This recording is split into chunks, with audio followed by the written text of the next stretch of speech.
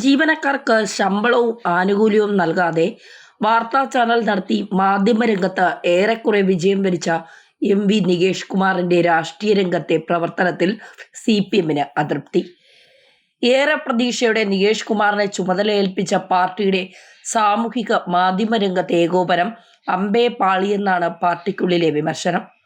സർക്കാരിന്റെയും പാർട്ടിയുടെയും നേട്ടങ്ങൾ ജനങ്ങളിലെത്തിക്കുകയും വിവാദ വിഷയങ്ങളിൽ പ്രതിരോധം തീർക്കുകയും ചെയ്യേണ്ട ചുമതല നിറവേറ്റുന്നതിന് നികേഷ് കുമാറിന് കഴിയുന്നില്ല എന്നാണ് CPM നേതൃത്വത്തിലെ വിമർശനം. സമീപകാലത്തുണ്ടായ വിവാദങ്ങളിലെല്ലാം പാർട്ടിയുടെ പ്രതിരോധം ദുർബലമായതാണ് നികേഷ് കുമാറിനോട് നേതൃത്വത്തിന് അപ്രിയനായത്. CPM കണ്ണൂർ ജില്ലാ കമ്മിറ്റി അംഗമായ നികേഷ് കുമാറിനെ തിരുവനന്തപുരത്ത് കൊണ്ടുവന്ന് താമസ സൗകര്യവും അലവൻസും വാഹനവും കൊടുത്താണ് സാമൂഹിക മാധ്യമങ്ങളുടെ ചുമതല ഏൽപ്പിച്ചത്. താമസിക്കുന്ന ഫ്ളാറ്റിന് വൻതുക വാടക നൽകുന്നതിനും മുഴുവൻ സമയ പാർട്ടി പ്രവർത്തനങ്ങൾക്ക് നൽകുന്ന തുകയേക്കാൾ വളരെ ഉയർന്ന തുക അലവൻസായി നൽകുന്നതിനും പാർട്ടി സംസ്ഥാന സെക്രട്ടേറിയറ്റിൽ തന്നെ എതിർപ്പുണ്ട്. വാടകയും അലവൻസുമായി ഏതാണ്ട് 1 ലക്ഷത്തിലേറെ രൂപ നികേഷ് കുമാറിന് നൽകുന്നു എന്നാണ് നേതാക്കൾ പറയുന്നത്. സാമൂഹിക മാധ്യമ ഇടപെടൽ ശക്തമാകുന്നതിന്റെ ഭാഗമായി 11 പുതിയ ഡിജിറ്റൽ പ്ലാറ്റ്ഫോമുകൾ തുടങ്ങാനും സ്വതന്ത്ര മാധ്യമം എന്ന നിലയിൽ പ്രവർത്തിക്കുന്ന ചില ഡിജിറ്റൽ ചാനലുകൾ പാർട്ടി ബന്ധുക്കളെ കൊണ്ട് ഏറ്റെടുപ്പിക്കാനും ശ്രമം നടന്നിരുന്നു. ഇതിനെല്ലാം നികേഷ് കുമാർ തയ്യാറാക്കി നൽകിയത് കോടിക്കണക്കിന് രൂപയുടെ എസ്റ്റിമേറ്റുകളായിരുന്നു. ലക്ഷങ്ങളിൽ കിടന്നിരുന്ന സാമൂഹിക മാധ്യമ ചിലവ് പൊടുന്നനെ കോടികളായി മാറിയത് കണ്ട് സെക്രട്ടേറിയറ്റ് അംഗങ്ങൾ തന്നെ അമ്പരന്നുപോയി.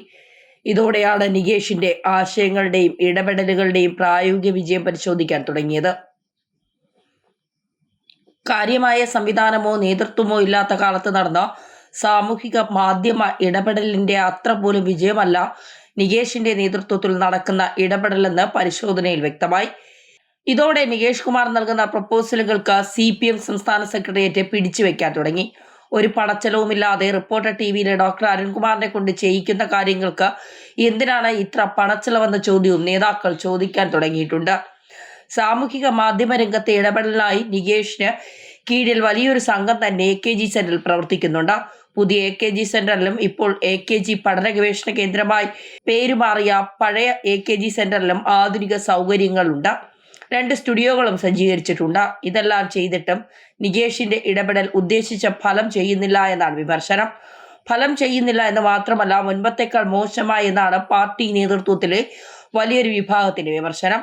ആരോഗ്യമന്ത്രി വീണ ജോർജിനെതിരായ പ്രതിപക്ഷത്തിന്റെ കടന്നാക്രമണങ്ങളെ പ്രതിരോധിക്കുന്നതിലും നികേഷ് കുമാറിന്റെ സൈബർ സംഘം പരാജയപ്പെട്ടു എന്ന് വിലയിരുത്തലുണ്ട്. മാധ്യമ പ്രവർത്തനായിരിക്കുമ്പോൾ നികേഷ് കുമാർ വലിയ സംഭവമാണെന്ന് വിചാരിച്ചിരുന്ന നേതാക്കൾ പോലും ഇപ്പോൾ നിരാശരാണ്. നികേഷ് കുമാർ പരാജയമാണെന്ന് മനസ്സിലാക്കിയ സാമൂഹ്യ മാധ്യമങ്ങളിൽ പാർട്ടിക്ക് വേണ്ടി ഇടപെടുന്നതിന് സ്വതന്ത്ര പരിവേഷമുള്ള വ്യത്യസ്ത മേഖലകളിലെ 10,000 പേരെ പരിശീലനം നൽകി കളത്തിലിറക്കുന്നത്. വലതുപക്ഷ കമ്മ്യൂണിസ്റ്റ് വിരുദ്ധ മാധ്യമങ്ങൾക്കാണ് കേരളത്തിൽ മേധാവിത്വമെന്ന് വിലയിരുത്തുന്നതാണ് സാമൂഹ്യ മാധ്യമങ്ങളിലെ വലിയ ഇടപെടലിന് CPM തീരുമാനിച്ചത്. ദിനപത്രം എന്ന നിലയിൽ ദേശാഭിമാനിയും വാർത്താ ചാനലായി കൈരളി ന്യൂസും ഉണ്ടെങ്കിലും സർക്കാരിനും പാർട്ടിക്കുമെതിരായ വാർത്താ പ്രഹാരത്തെ തടയാൻ ഇതൊന്നും പോരാ എന്നാണ് കൊല്ലം സംസ്ഥാന സമ്മേളനം ചൂണ്ടിക്കാട്ടിയത്. നവമാധ്യമ ഇടപെടൽ ശക്തമാകുന്നതിന് വേണ്ടിയാണ് പാർട്ടിയുടേതെന്ന് തോന്നാത്ത തരത്തിൽ പൊതു സ്വഭാവമുള്ള ഡിജിറ്റൽ പ്ലാറ്റ്ഫോമുകൾക്ക് രൂപം നൽകാനും ഇപ്പോൾ പ്രവർത്തിക്കുന്ന ഡിജിറ്റൽ പ്ലാറ്റ്ഫോമുകളെ പാർട്ടിക്ക് വേണ്ടി അണിനിരത്താനും തീരുമാനിച്ചത്. ഇതിന്റെ നിർവഹണ ചുമതലയാണ് നികേഷ് കുമാറിനെ ഏൽപ്പിച്ചത്. സംസ്ഥാന സെക്രട്ടറി MV ഗോവിന്ദനാണ് ഈ ചുമതല നികേഷിനെ ഏൽപ്പിക്കാൻ മുൻകൈയെടുത്തത്. രാഷ്ട്രീയ ഗുരുവായ MV രാഘവന്റെ മകനോടുള്ള വാത്സല്യമാണ് ഗോവിന്ദന് തീരുമാനമെടുക്കാൻ പ്രേരണയായത്. മാധ്യമ പ്രവർത്തകൻ എന്ന നിലയിൽ പേരെടുത്ത നികേഷിന് സാമൂഹ്യ മാധ്യമ രംഗത്തെ ഇടപെടലിൽ വലിയ സംഭാവന നൽകാൻ കഴിയും എന്നതായിരുന്നു MV ഗോവിന്ദന്റെ കണക്കുകൂട്ടൽ. എന്നാൽ സാമൂഹിക മാധ്യമ അക്കൗണ്ട് പോലും ഇല്ലാത്ത ആളായിരുന്നു നികേഷ് കുമാർ. റിപ്പോർട്ടർ TVയെ പറ്റി വരുന്ന ശമ്പളവും ആനുകൂല്യങ്ങളും നൽകാത്തതിനെ പറ്റിയുള്ള പോസ്റ്റുകളും കുറിപ്പുകളും വായിക്കേണ്ടി വരുമെന്നതിനാൽ മാധ്യമപ്രവർത്തനായിരുന്ന കാലത്തൊന്നും നികേഷ് കുമാറിന് Facebook അക്കൗണ്ട് ഉണ്ടായിരുന്നില്ല. ഫേസ്ബുക്കിൽ നിന്ന് മാറി പുതിയ തലമുറ ഇൻസ്റ്റഗ്രാമിൽ കേന്ദ്രീകരിച്ചു കഴിഞ്ഞ കാലത്താണ് നികേഷ് Facebook അക്കൗണ്ട് എടുക്കുന്നത്. സാമൂഹിക മാധ്യമങ്ങളിലെ പുതിയ പ്രവണതകളെക്കുറിച്ചോ സംവേദന രീതികളെക്കുറിച്ചോ ഒരു അറിവുമില്ലാതിരുന്ന നികേഷിനെയാണ് CPM നവമാധ്യമ ചുമതല ഏൽപ്പിച്ചതെന്ന് പാർട്ടി മാധ്യമങ്ങളിൽ ജോലി ചെയ്യുന്നവർ ചൂണ്ടിക്കാട്ടുന്നു.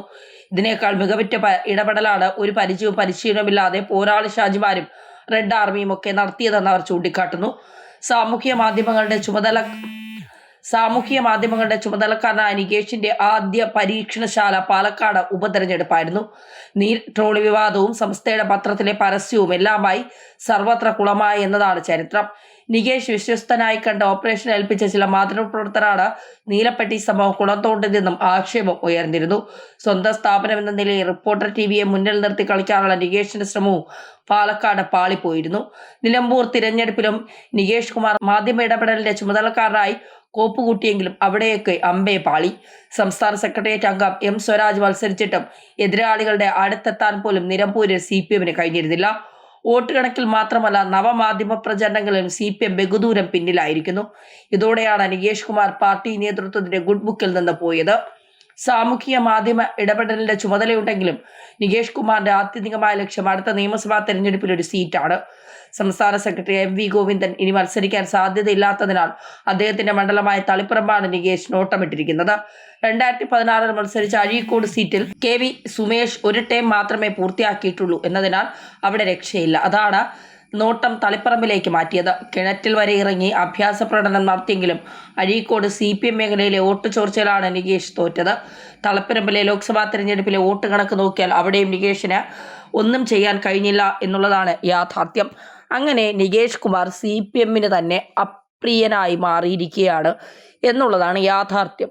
റിപ്പോർട്ടർ ചാനലിൽ നിന്നിറങ്ങി ഞാനിപ്പോൾ CPMനെ എന്തോ അങ്ങ് ആക്കിക്കളയും എന്ന് പറഞ്ഞുകൊണ്ട് ഇറങ്ങിത്തിരിച്ച നികേഷ് കുമാറിന്റെ ലക്ഷ്യം ഒന്ന് മാത്രമാണ്.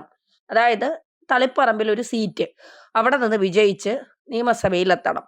എന്നിട്ട് അടുത്ത തവണയും CPM ആണ് വരുന്നതെങ്കിൽ ഏതെങ്കിലും ഒരു മന്ത്രി പദം, അതിപ്പോൾ സഹകരണ വകുപ്പായാലും ഏതെങ്കിലും ഒരു വകുപ്പ് തലപ്പെടുത്തി എടുക്കുക. ഇതായിരുന്നു പാവൻ നികേഷ് കുമാറിന്റെ ചിന്ത എന്ന് പറയുന്നത്. അദ്ദേഹം നല്ലൊരു മികച്ച മാധ്യമ പ്രവർത്തകനാണ്. മാധ്യമ പ്രവർത്തനരംഗത്ത് ഒരുപാട് ശോഭിക്കാൻ അദ്ദേഹത്തിന് കഴിയും. കാരണം ആദ്യമായി ശമ്പളമില്ലാതെ എങ്ങനെ ജോലി ചെയ്യാമെന്ന് മാധ്യമ പ്രവർത്തകർക്ക് അല്ലെങ്കിൽ മാധ്യമ സ്ഥാപനങ്ങൾക്ക് കാണിച്ചു കൊടുത്ത ഒരു വലിയ മനുഷ്യനാണ് അദ്ദേഹം.